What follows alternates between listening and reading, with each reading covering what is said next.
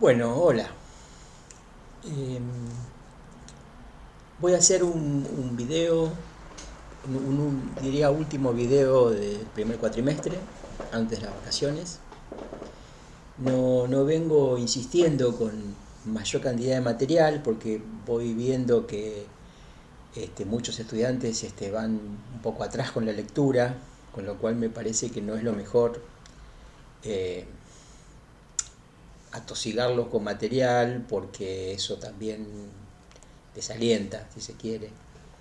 Así que mi idea es hacer algunos comentarios hoy como cierre del cuatrimestre, recordándoles que estas no son clases, es un acompañamiento pedagógico, eso está muy claramente definido tanto por la facultad como por el gremio, y es importante tenerlo en cuenta porque entonces se espera de ustedes un trabajo diferente tal vez que el año presencial, que efectivamente no hemos tenido hasta ahora y es muy probable que no vayamos a tener el resto del año por cómo se vienen desarrollando los acontecimientos. Así que he pensado que, bueno, vamos a ir, yo voy a seguir con esta modalidad, pero bueno, vamos a ver cómo viene también, cómo vienen ustedes con esta tarea, cómo vienen aprovechando o cómo vienen trabajando en relación al material que aportamos nosotros. Y lo que fundamentalmente me interesa hoy en este video, teniendo en cuenta que se trata efectivamente de un acompañamiento pedagógico y no de otra cosa, enmarcar, si se quiere, las lecturas que ustedes deberían poder realizar durante el primer cuatrimestre. Siempre estamos apuntando a que ustedes lleguen en la mejor situación posible al momento del examen final, que es algo que efectivamente tiene que ocurrir sí o sí para que ustedes puedan pasar a otras materias y avanzar en la carrera. Entonces, en este marco, nosotros intentamos que ustedes se orienten con las lecturas, que hagan las lecturas. Son lecturas en algunos momentos, en algunos casos, algunas son más difíciles que otras. Son lecturas donde necesariamente hay que releer, no basta casi nunca con una sola lectura. Por eso que están las clases, por eso que está nuestro apoyo para ustedes, para que ustedes discutiéndolo con nosotros, viéndolo en las clases de consulta, viendo los videos que pueden repetir todas las veces que quieran, ustedes puedan pescar cuál es el eje de la bibliografía que nosotros ponemos como obligatoria, ya que el examen final se va a basar en ese material. Voy a repetirme en algunos puntos, pero quiero insistir sobre cuál es, digamos, qué es lo que pretendemos que se haga durante el primer cuatrimestre. Quiero justamente que quede claro, primero en un término general, qué nos interesa para que después ustedes puedan, por supuesto, y obviamente que eso es siempre deseable, ustedes entren en detalle sobre algunos de los puntos que yo voy a desarrollar, pero que en general no se pierdan de vista cuáles son los puntos y cómo se van, si se quiere, articulando unos con otros. Como dijimos anteriormente, esta materia es una materia de introducción a la enseñanza de Lacan, introducción a la lectura de Lacan, que es justamente lo que tenemos como desarrollo de su enseñanza. Lacan como lector de Freud fundamentalmente, es decir, que como hemos dicho muchas veces, es muy difícil pensar actualmente a un Freud sin Lacan, si bien cronológicamente por supuesto viene primero Freud y después viene Lacan, pero es muy difícil pensar a un Freud sin Lacan, y efectivamente eso es lo que pretendemos este, este, plantear y dejar dicho, que no hay Freud sin Lacan, ¿no? Y que es un poco complicado pensar que se puede leer actualmente a Freud sin el apoyo y sin la ayuda de Lacan, porque la lectura de Freud produjo un montón de desorientaciones, no por Freud mismo, sino porque Freud hizo un descubrimiento genial y que rompe la pantalla en su época, pero tenía muy poco material a mano contemporáneo a él, en su formación y en cómo iban desarrollándose los otros campos disciplinares paralelos al psicoanálisis, muy poco material, digamos, como para apoyar y como para ilustrar y como para dar lugar serio, con algo que no se desviara a su descubrimiento.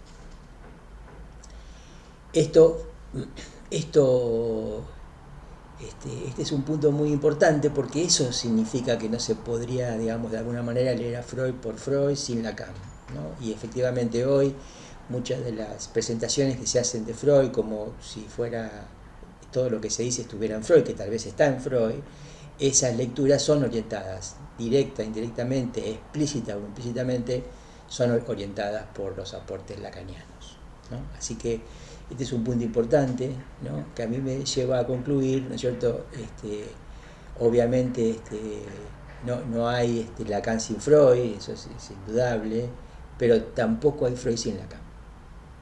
Entonces nosotros hacemos en esta materia una introducción a la lectura de Lacan, a la enseñanza de Lacan, y tal vez de esa manera despejemos algo que ustedes ya vienen trabajando en otras materias donde vieron textos de Freud y de psicoanálisis, porque nosotros somos, creo que, si no somos los primeros, somos los iniciadores de esta introducción a Lacan, por Lacan mismo, ¿no? Es decir, con los textos de Lacan, con la lectura de Lacan, ¿no? Y siempre, por supuesto, teniendo en cuenta que ustedes ya tienen un desarrollo hecho con Freud, ¿no es cierto?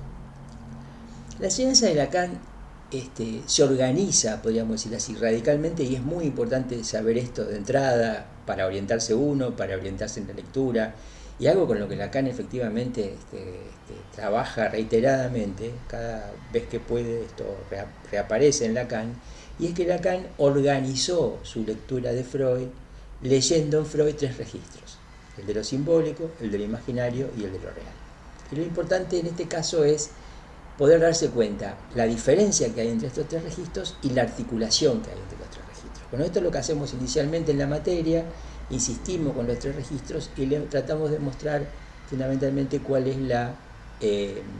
inicialmente cuál es la distinción entre imaginario y simbólico, simbólico e imaginario, el orden es importante, primero lo simbólico, entre lo imaginario y lo simbólico, entre lo simbólico y lo imaginario, teniendo en cuenta que hay un tercero, que es lo real, que desarrollamos menos, que es más difícil de captar y que le llevó mucho tiempo, mucho trabajo a Lacan situar la cuestión respecto de lo real, también podríamos decir la realidad, pero ahí ya ustedes ven que la cosa se pone más complicada, ¿no? Que es lo real, que es la realidad, son lo mismo, son diferentes. A veces en Lacan real nombra la realidad y a veces realidad es una cosa diferente de real. Por eso que eso lo dejamos para un poco más adelante, ya sobre el final de la materia algunas cosas vamos a aclarar sobre lo real, la realidad, etc. Pero inicialmente partimos con simbólico e imaginario, ¿no? Y entonces ahí tienen en la bibliografía de la unidad 1, tenemos psicología y metapsicología y saber, verdad y opinión, que son los nombres de las 2 primeras clases del seminario 2 de Lacan, que trata sobre el yo en Freud. Y entonces tenemos allí justamente que, apoyándose en esta distinción de simbólico, imaginario y real, Lacan va a poner en cuestión el psicoanálisis que estuvo centrado en su momento en lo que se llamó un reforzamiento del yo, ¿no? Esto fue una lectura posible de Freud, la hicieron los llamados post-freudianos, pero bueno, no pudieron pescar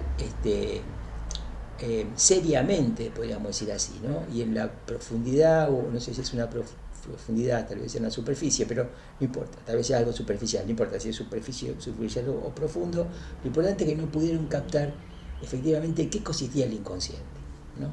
Por eso es que es Lacan el que nos da una pista muy seria para recuperar este concepto en Freud, darle la seriedad que este concepto merece, cuando lo define, el consciente estructurado como un lenguaje, ¿no? Y otras cosas que ustedes conocen, que solamente se pudieron deslindar, se pudo tener en cuenta esto de esa manera a partir de Lacan, no antes. Antes había una indeterminación bastante importante respecto del inconsciente, lo que hacía tal vez que la lectura de Freud llegara a pensar de que al fin de cuentas el psicoanálisis solamente tenía que reposar el yo, y de esa manera cumplía sus fines de curación, podríamos decir, porque inicialmente el psicoanálisis se pretendió efectivamente como una técnica que apuntaba a resolver los conflictos psíquicos de los seres hablantes. Es por eso que en psicología y metapsicología, ya ahí Lacan empieza a trabajar en el sentido de poner en cuestión este psicoanálisis centrado en el reforzamiento del yo. Va a decir que el yo va a resultar descentrado, ¿no? El yo va a resultar descentrado fundamentalmente porque el yo está en conflicto con el inconsciente. Es decir, ¿no? ante un relevamiento más serio de lo que es el inconsciente, el yo iría a su lugar, y su lugar no es el que pretende el mismo yo, de ocupar el centro, de ser autónomo, de tener el dominio de todo lo que es lo psíquico, ¿no? Digamos, en este sentido eso cae, eso cede, porque justamente se descubre el inconsciente y el inconsciente produce ese descentramiento del yo, es un efecto del hecho del reconocimiento del inconsciente.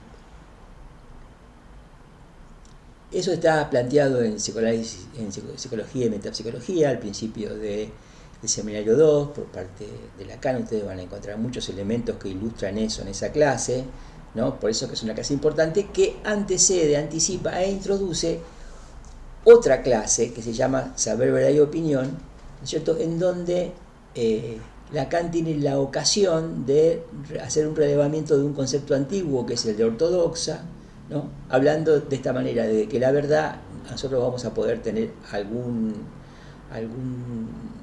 dato, algo, digamos, lo que nos llega, que puede tener que ver con la verdad, es eso que los antiguos llamaban la ortodoxa, es decir, la opinión verdadera. Esta es una ocasión, ¿para qué? Para que Lacan diferencie saber y verdad, están diferenciados en el psicoanálisis, y el horizonte, el marco de esta diferenciación, van a ver que tiene mucha relación con lo que acabábamos de decir sobre el yo y sobre el inconsciente. Esta diferenciación entre saber y verdad va a tener como horizonte una situación importantísima en la enseñanza de Lacan y importantísima en la lectura que Lacan hizo de Freud respecto del hecho de cómo se sitúa el psicoanálisis respecto de la ciencia. ¿No? Ustedes fíjense que si algo representa la ciencia es el saber, ¿no es cierto? Es lo que se puede enseñar, es de lo que hay episteme, y en este caso Lacan hace todo un trabajo para mostrar cómo el saber, y en este caso podríamos decir implícitamente la ciencia, no puede cubrir todo el campo de lo que concierne a la excelencia del humano, ¿no? Al arete, decían los antiguos griegos, ¿no? A la perfección, al arete, a la realización de lo que corresponde al ser hablante. Por eso es que allí Lacan hace una serie de articulaciones que nos muestran claramente que el saber no cubre todo el campo. Es decir, de que hay algo que queda fuera del saber, lo llama ortodoxa, junto con los griegos antiguos, con Platón en este caso, en su lectura del Menón, pero al mismo tiempo eso ya da elementos para empezar a ver cómo Lacan está trabajando en pos de volver a una lectura que recoja el espíritu freudiano, ¿no? Volver a ese carril, al carril al carril que Freud inauguró y abrió, que efectivamente es un carril que hay que recorrer, ¿no? Como es importante en esto, ¿no? Esta posición o esta situación del psicoanálisis respecto de la ciencia. Es por eso que lo que se va a oponer, si se quiere, como, ¿no? distinguiéndolo como un existente, ¿no es cierto?, a propósito de lo que es inaugurar la ciencia en el siglo XVII y llega hasta nuestros días, es la categoría sujeto, ¿no?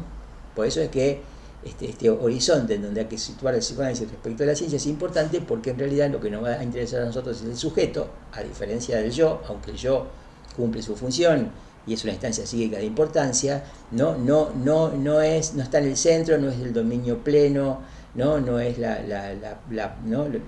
Las pretensiones del yo se ven disminuidas, el yo tiene que ceder su lugar de importancia, de dominio, de centro al inconsciente, y esto lleva a que tengamos que también tener en cuenta otra existencia, otro existente, que no es el que está nombrado con el yo, sino que es el nombrado como sujeto. Pero para poder entender este existente que es nombrado como sujeto, hace falta introducir la situación del psicoanálisis respecto a la ciencia. Como ustedes ven, la cosa se va no solamente complicando, sino que al mismo tiempo todos estos elementos van encontrando lentamente su lugar.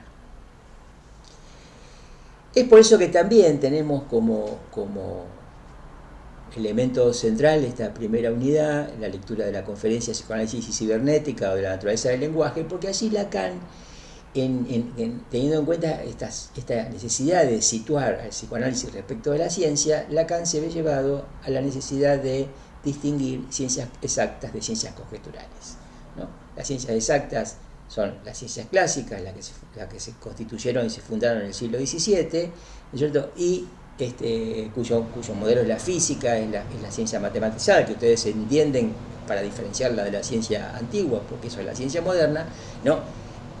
Esa ciencia que nos va a dar una pista sobre qué pasa con el sujeto, pero ese sujeto no queda incluido en la ciencia, entonces Lacan necesariamente tiene que mostrar que las ciencias exactas no cubren todo el campo de la ciencia tampoco, y entonces existen lo que se llama ciencias conjeturales, ¿no es cierto?, que Lacan toma como modelo de lo que es la ciencia conjetural, la cibernética, y va, si se quiere, vamos a decir esto, va a anotar el psicoanálisis del lado de la ciencia conjetural. Todo esto en pos de justamente dar cuenta de la naturaleza del lenguaje. Ustedes vieron que la naturaleza del lenguaje en esta conferencia está digamos, esquematizada inicialmente, está presentada inicialmente, ¿cierto?, por lo que Lacan llama, ¿cierto?, un orden sintáctico, es decir, la cuestión de que haya leyes constructivas de elementos asemánticos que no tienen sentido, que no tienen significación o significado inicialmente, y estos elementos asemánticos se ordenan según ciertas leyes de composición, ¿no?, en donde lo que nos interesa ahí es la forma, si se quiere, y no el contenido, ¿no? Es esa forma que va a ser luego la forma va a ser la forma en sentido de la estructura, ¿no?, de la parte justamente que se diferencia del contenido, a esa forma que nos va a introducir a lo simbólico, o sea, va a ser la forma simbólica, a esa forma después se le va a agregar lo semántico, ¿cierto?, y vamos a tener que incorporar lo semántico a lo sintáctico, pero nos va a interesar inicialmente, ¿no es cierto?, esa base sintáctica de elementos asemánticos que se ordenan según ciertas leyes. Esta va a ser la puerta de entrada para caracterizar lo simbólico, ¿no? Por eso es que esta conferencia de psicoanálisis y cibernética para nosotros cumple esa función. Avanzando en el desarrollo del programa, ustedes ya tenemos en la unidad 2 que vemos otros elementos que se van incorporando a este puntapié inicial, si se quiere. Entonces vemos, por ejemplo, en tópica de lo imaginario, vemos la lógica de lo imaginario para entender que lo imaginario funciona según cierta lógica y lo simbólico funciona según otra lógica que esa lógica, ¿no? Entonces es importante saber si algo pertenece a lo imaginario, funciona según cierta lógica, la lógica de lo imaginario. Eso pasa con el yo es imagen del cuerpo propio, ¿no es cierto? El yo se constituye después de que nacemos por ciertas situaciones que tienen que ver con que somos infants, se dice, ¿no?, que no hablamos inicialmente, que somos recién nacidos, pero tenemos toda la posibilidad, que es lo que, ¿no?, que devenimos hablantes. Eso solamente pasa en la especie humana, ¿no? Y en ese caso tenemos que el yo se constituye secundariamente a haber nacido, no nacemos con un yo, y se constituye a partir de el encuentro con la imagen del propio cuerpo. Eso está muy bien detallado y explicado por Lacan en lo que llama tópica de lo imaginario, que genera un primer esquema importante en el psicoanálisis, que es el esquema de los dos espejos, el espejo curvo y el espejo plano. Ahí se empiezan a deslindar funciones, se ve qué pertenece a lo simbólico, qué pertenece a lo imaginario, y cómo se articulan, y qué cosa ve la otra, qué cosa se sobreimprime, se sobrepisa, ¿no?, o no a la otra, ¿no? Entonces por eso es que tenemos, es importante porque lo vamos a seguir desarrollando durante el resto del año, en el dictado que estamos haciendo, ¿cierto?, en este acompañamiento, que hay una lógica de lo imaginario que es diferente de la lógica de lo simbólico. La lógica de lo imaginario es la lógica de la imagen, reflexión, identidad, diferencia basada en la imagen, la cualidad, lo que es cualitativo, ¿cierto?, todo lo que es intuitivo, todo lo que es cualitativo, todo lo que entra dentro de lo que llamamos la percepción. Y por otro lado tenemos la lógica simbólica, que es la lógica del significante, donde el significante ya no debe nada a esa lógica de la imagen, funciona de otra manera. La identidad es otra identidad, la diferencia es otra diferencia, ya no hay nada cualitativo, no hay no, digamos, no estamos desplegando, no se despliega en el campo semántico del significado, se despliega en ese campo de elementos asemánticos que se ordenan según ciertas leyes, ¿no? Y que constituyen lo que llamábamos antes la forma. Es decir, eso que, ¿no es cierto?, Lacan introduce y nombra como estructura. Van a ver que este tema de la estructura es un tema muy importante que vamos a desarrollar al principio y durante el segundo cuatrimestre, ya con mucho más detalle, ya con muchas definiciones más precisas, para que ustedes ¿no es cierto?, puedan orientarse no solamente en la lectura, sino también en el manejo de los conceptos, en el manejo práctico de los conceptos, ¿no?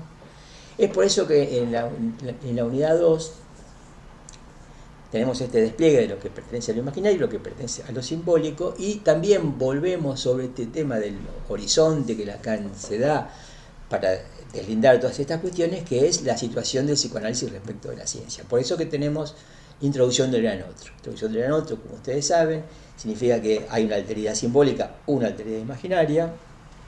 Lacan designa como gran otro al otro simbólico y como pequeño otro al otro imaginario, y reúne esta distinción de simbólico e imaginario en lo que se conoce con el nombre de esquema L.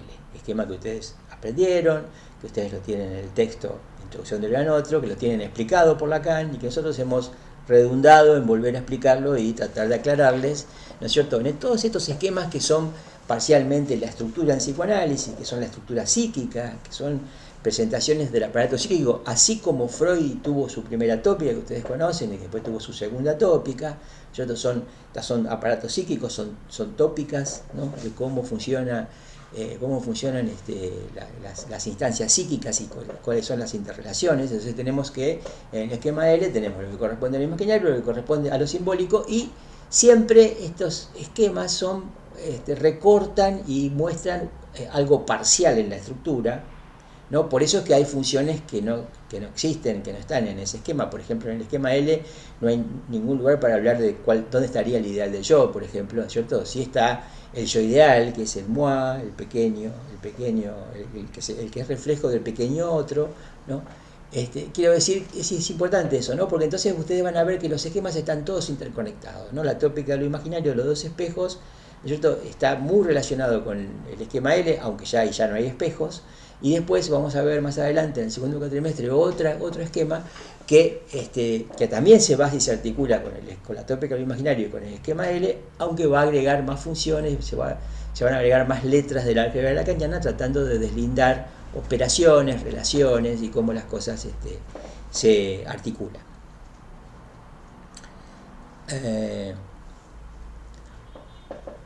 Decía antes, ¿no? Nosotros vamos a confrontar el gran otro con el pequeño otro, el otro simbólico con el otro imaginario. Pero por del lado del otro lado, digamos así, queda que el que juega con el pequeño otro es el yo moi, ¿no es cierto? Es ese yo justamente que los posfreudianos pretendían reforzar y que Lacan va a mostrar y remarcar su descentramiento ocurrido a propósito, ¿no?, de la existencia del inconsciente, por un lado, y por otro lado ustedes van a tener que la pareja, si se quiere, de este gran otro simbólico, ¿cierto?, va a ser el sujeto. Fíjense que la clase está atravesada por una discusión respecto de la ciencia, ¿no es cierto? Los planetas se han callado porque la ciencia los hizo callar, la ciencia es la ciencia matematizada, aquello que reduce la realidad a una fórmula, y a nosotros no nos interesa en el psicoanálisis hacer callar, sino hacer hablar. Y el que habla es el sujeto, y ese sujeto justamente es el que estamos situando en la estructura, al que le estamos dando, no sé si decir forma, pero sí su lugar, como para que ustedes puedan reconocerlo, tanto en la teoría del psicoanálisis como en su práctica.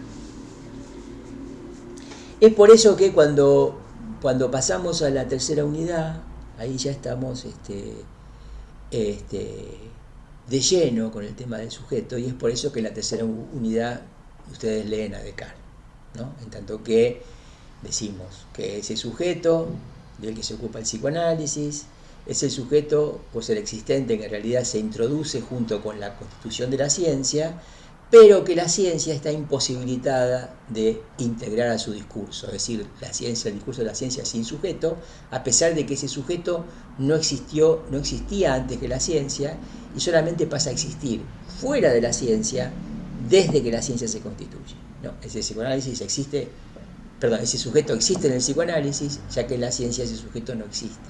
Por eso que decimos que ese sujeto en la ciencia resulta forcluido, ¿no? La operación de forclusión es una forclusión de destrucción, digamos, ¿no? Yo ya lo mostré en un desarrollo, ¿no es cierto? La represión es que algo permanece en el inconsciente, pero no es destruido, ¿no? Desde el inconsciente opera, ¿no? Simbólicamente, ¿no es cierto? Opera desde allí, con el retorno de lo reprimido, digamos, y de otras maneras, y en el caso de la forclusión, ese elemento no fue al inconsciente, no existe en el inconsciente, es un agujero a lo simbólico, y decimos, la forclusión significa que algo no existió, porque para la ciencia nunca existió el sujeto, se constituyó sin sujeto inicialmente, ¿no?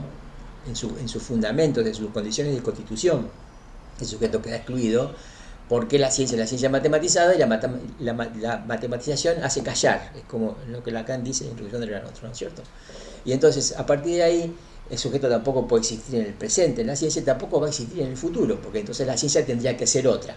Por eso es que Lacan dice, ¿no es cierto?, que la pregunta no es si el psicoanálisis es o no es una ciencia, sino qué sería una ciencia que incluyera el psicoanálisis. Es decir, cómo tendría que modificarse la ciencia actual, tal como la conocemos, tendría que dejar de ser lo que es, ¿no? Porque según lo que es, no podría incluir nunca su sujeto. Por eso lo forcluye.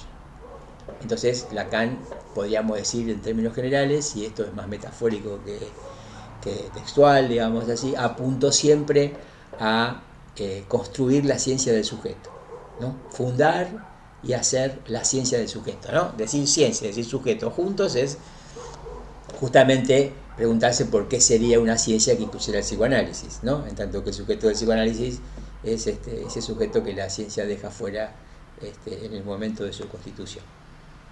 A pesar de que, y al mismo tiempo, no podría haber habido invención del psicoanálisis sin la constitución de la ciencia moderna, por eso que dice Lacan que no podría haber, Freud no hubiera podido inventar el psicoanálisis sin Descartes, ¿no? Descartes, que es el primer filósofo moderno, es el que en el que se realiza el primer encuentro con el sujeto, ¿cierto? Por eso que dice Lacan que el que inventa el sujeto es Descartes, no Freud, y después ese sujeto es el que va a ser un punto elemento, un punto central, el elemento clave, digamos así, en lo que Freud inventa cuando inventa el psicoanálisis, ¿no? Freud descubre el inconsciente, inventa el psicoanálisis y el sujeto pasa a tener un protagonismo que no pudo tener a pesar de que Descartes lo hubiera inventado en el siglo XVII, ¿no? Precisamente en el Cogito que ustedes leen para poder situar la primera emergencia del sujeto, y a partir de ahí ese sujeto queda, si se quiere, relegado, desaparecido, sin saber qué hacer con él, sin poder hacer nada con él hasta que no se inventa el psicoanálisis, que es justamente, ¿cierto?, la práctica, que incluye una técnica, pero la práctica, la teoría y la práctica, donde el sujeto es una cuestión, ¿no? Por eso es que ustedes leen ahí en un texto de Milner que se llama El Doctrinal de Ciencia, que empieza diciendo que el sujeto sobre el que operamos en el psicoanálisis no puede ser otro sujeto que el sujeto de la ciencia, ¿no? Y aunque la ciencia lo forcluye, el psicoanálisis opera sobre ese sujeto y no sobre otro existente, ¿no? El único existente que nos interesa en el psicoanálisis es el sujeto, ¿no? El yo es una categoría imaginaria, ¿no es cierto?, que engañosa, ilusoria, ¿no?, que la más de las veces nos despista, nos desorienta. Por eso que el psicoanálisis se ocupa de mostrar las determinaciones simbólicas justamente que resultan veladas por lo imaginario, ¿no? Eso es escuchar. Por eso que vamos a trabajar mucho, y ahí ahora voy a introducir un poco lo que va a venir en el segundo cuatrimestre, voy a trabajar mucho sobre qué es escuchar, qué es lo que hay que escuchar, en qué consiste lo simbólico, vamos a profundizar en eso, para que ustedes justamente después puedan instrumentar esa distinción que hace Lacan entre imaginario, simbólico y real, y puedan no solamente usarla para pensar, pero también usarla para leer a Lacan, ¿no?, y a Freud, ¿no?, leer en el psicoanálisis. Por eso que la unidad 4, que es la que vamos a comenzar después de las vacaciones, directamente vamos a encarar el estructuralismo. ¿Por qué vamos a encarar el estructuralismo? Porque ustedes vieron que en psicoanálisis lacaniano se habla siempre de estructura, pero nunca se aclara qué significa hablar de estructura, ¿no? Entonces, bueno, vamos a hablar de estructura, vamos a hablar de definir la estructura, y lo vamos a hacer a partir de 2 o 3 textos importantes, ¿no? Hay un texto de Milner muy importante que se llama El periplo estructural, que es un texto que más o menos relativamente cercano en el tiempo, porque no tiene mucho más de 15, 20 años. Es un texto que recupera qué fue el estructuralismo cuando el estructuralismo ya desapareció, ¿no? El estructuralismo empieza en lingüística, después se difunde al resto de las ciencias sociales, pero para entender qué fue el estructuralismo, este es un texto bastante interesante, y ahí hay un argumento de Milner bastante fuerte para que nosotros nos hagamos una idea hoy, ¿no? Que ya no existe el estructuralismo como corriente, como movimiento, qué pudo haber sido y qué se ganó con el estructuralismo cuando se introdujo, y qué se perdió cuando el estructuralismo dejó de estar vigente. Ese texto aborda eso, pero mientras Milner argumenta todo esto, también nos enseña qué es estructura, cuáles son a qué se puede llamar estructura y a qué no, cuáles son las características de la estructura, cómo es el elemento de la estructura, cómo funciona el significante, ¿no? ¿Qué es un significante, qué no es un significante? Y en ese punto, digamos, esto nos sirve muchísimo, porque también en la unidad 3 vemos un escrito de Lacan que se llama La instancia de la letra en el inconsciente, la razón a partir de Freud, que es el escrito que podríamos decir da la posición que tiene Lacan respecto del estructuralismo. Lacan va a posicionarse él y su lectura de Freud, la va a posicionar respecto al estructuralismo, la va a posicionar en ese texto. En ese texto vamos a tener mucha claridad sobre qué pensaba Lacan del estructuralismo. Nos va a también enseñar al mismo tiempo en qué consistió el estructuralismo, Lacan, y nos va a mostrar de qué manera el estructuralismo, ¿no? Y los conceptos estructuralistas le sirvieron a él para leer a Freud y para, ¿no?, producir esta revolución, ¿no?, que fue poder definir de una vez por todas al inconsciente freudiano como nunca nadie lo había hecho antes, ¿no? Decir que el inconsciente está estructurado como un lenguaje es una revolución, cambia totalmente la mira, nada que ver con lo que se venía haciendo y diciendo sobre el inconsciente hasta que se lo define de esa manera. Por eso es que en una presentación clínica muy avanzada de la enseñanza de Lacan puede llegar a decir que en el campo freudiano el inconsciente es de Lacan, ¿no? O sea, que hay un campo que es el campo freudiano, pero que el inconsciente, ¿no es cierto?, es de él porque él es el primero que lo supo definir, y lo pudo definir porque tenía el apoyo del estructuralismo, pero es el primero que lo supo definir como ningún otro antes, como no lo pudo definir Freud. Freud lo descubre intuitivamente, lo describe, trata de darle forma, de definirlo, de explicarnos de qué se trata, ¿no? Y ahí los conceptos freudianos son casi podríamos decir, los conceptos con los que Freud se nutría para definir el inconsciente son insuficientes para definir al inconsciente, como después lo pudo definir Lacan, pero Lacan lo pudo definir porque ya Saussure había dado el puntapié inicial a lo que se llamó después estructuralismo, ¿no? Saussure y Freud eran contemporáneos y se supone que no conocían el trabajo, uno no conocía el trabajo del otro. Pero en los dos se trataba de significante, explícitamente en Saussure, implícitamente en Freud, ¿no? Y eso Lacan lo puede demostrar muy claramente. En la misma instancia de la letra empieza a darse forma a esta estructura, digamos, ¿no? Esta estructura que es necesaria conocer para saber qué es el inconsciente, ¿no? Si el inconsciente está estructurado como un lenguaje, no podríamos hablar de estructura así nomás, sin poder decir más que eso. Entonces Lacan va a mostrar cómo funciona la estructura. La estructura funciona según leyes que allí se definen, y no porque lo haya introducido Lacan, sino porque ya Jacobson, el lingüista estructuralista, había hablado de que el lenguaje tenía dos polos, un polo metafórico y un polo metonímico. Todo esto Jacobson lo descubre reflexionando sobre las afasias, ¿no?, que son la dificultad que hay con la palabra, ¿no?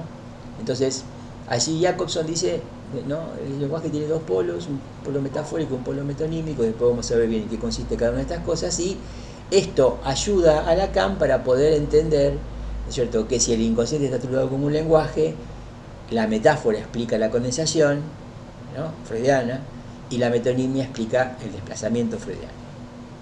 Condensación y desplazamiento son dos leyes del inconsciente, metáfora y metonimia son dos leyes del lenguaje que pueden explicitarse, que se puede dar ejemplos de metonimia, ejemplos de metáfora, de modo que sepamos de qué estamos hablando, que sepamos cuáles son las leyes, porque mal podríamos intentar, digamos, interpretar un sueño cuando no sabemos cómo operó el inconsciente para llegar a ese producto psíquico, ¿no? El inconsciente, el sueño es un producto psíquico del inconsciente, el inconsciente hace un trabajo, ese trabajo lo hace según ciertas leyes, no lo hace de cualquier manera, y eso da como resultado el sueño. Entonces nosotros después hacemos en el análisis el trabajo inverso. Partimos del sueño y hacemos el trabajo inverso del inconsciente, sabemos cómo operó, con qué operó, cuáles son las leyes, de modo de poder desandar, ¿no es cierto?, ese producto psíquico y poder llegar a descubrir de dónde surge el sueño, por qué surge, por qué se sueña así, qué se vela en el sueño, qué es lo que el sueño intenta hacer pasar y no termina de pasar franca y claramente, porque el sueño tiene que ser descifrado, tiene que ser leído, tiene que ser interpretado. Entonces vamos a ver metáfora y metonimia, y eso nos va a llevar directamente, digamos, lo vamos a ver por Lacan en instancia de la letra del inconsciente y la razón a partir de Freud, lo vamos a ver también respecto del seminario 3 en un par de clases donde Lacan habla de metáfora y metonimia, y vamos a leer las primeras clases de un seminario, el seminario 5 de Lacan, que se llama Las formaciones del inconsciente, en donde Lacan va a tratar de hablar del conjunto de las formaciones, pero partiendo de una formación del inconsciente que había sido bastante relegada y dejada de lado. Lacan dice que debe haber una razón para esto, para que cuando se leía a Freud no se pusiera el acento en una formación del inconsciente que es tan importante como las otras y tal vez más por algunas razones que vamos a tratar de ir aclarando, y es el chiste, ¿no? Hay un texto de Freud que se llama El chiste y su relación con lo inconsciente. Entonces Lacan empieza a hablar de formación del inconsciente hablando del chiste de ese texto de Freud. Nosotros vamos a leer el texto de Freud y vamos a seguir las clases de Lacan, como Lacan lee ese texto de Freud, ¿no? Es muy ejemplar este seminario como Lacan lee el texto de Freud, y como Freud lee un chiste y lo interpreta, y como Lacan retoma ese mismo chiste y como Lacan lo interpreta, digamos así, en clave lacaniana, ¿no?, que no se opone, no se contradice con cómo lo interpreta Freud, pero como no es exactamente la misma interpretación, Lacan puede ir un poco más allá de esa interpretación y nos va a dejar instrumentos, elementos, nos va a dejar un esquema que se va, como decía antes, a articular con el L y no se va a articular con la tópica de lo imaginario, nos va a dejar un esquema para poder situar las funciones y cómo es que opera el chiste, ¿no?, en relación al gran otro, al pequeño otro, al sujeto, al significante, a los significantes en juego, a la metáfora y a la metonimia.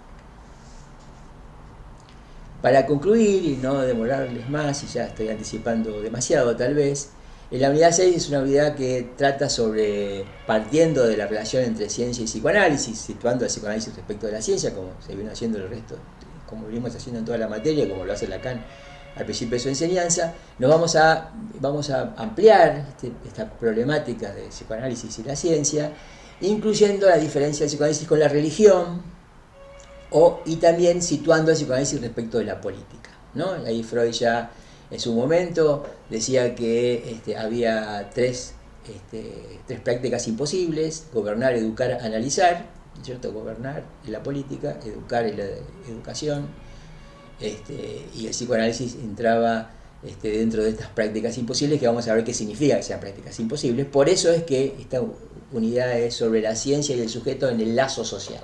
Es decir, vamos a ir más allá del psicoanálisis, ¿no? Digamos, la idea de que toda esta teoría está desarrollada para pensar lo que pasa con esas dos personas que se encuentran en un consultorio dispuestas a practicar el psicoanálisis, uno analizante, otro analista, y vamos a ver cómo se inserta el psicoanálisis en el conjunto de los otros lazos que existen en la sociedad, que por supuesto van cambiando en el tiempo, no son los mismos ahora que en la época de Lacan, no son los mismos en la época de Lacan que en la época de Freud, ¿no es cierto? Y probablemente no sean los mismos en el futuro, y hay que ver el psicoanálisis ahí cómo sobrevive, si va a tener un lugar, si va a dejar de tener un lugar, ¿no es cierto? ¿Qué va a pasar con el psicoanálisis como un lazo social que inventa Freud y que se inserta y se articula con el resto de los lazos sociales que ya existen? Bueno, espero que tengan bueno, que esto les sirva, ¿no? Para lo que están leyendo y haciendo. Es una experiencia nueva para todos, así que bueno, hacemos lo que podemos, los docentes por un lado y ustedes por otro. Vamos a reencontrarnos después de las vacaciones, aprovechenlas, ya sea descansando o estudiando, leyendo, si tienen ganas, y eso también sirve, también es una forma de aprovecharlas. Y vamos a reencontrarnos después de las vacaciones, así que bueno, espero que las puedan disfrutar, ¿no? Entendiendo por disfrutar lo que ustedes entiendan, ¿no? Bueno, hasta luego.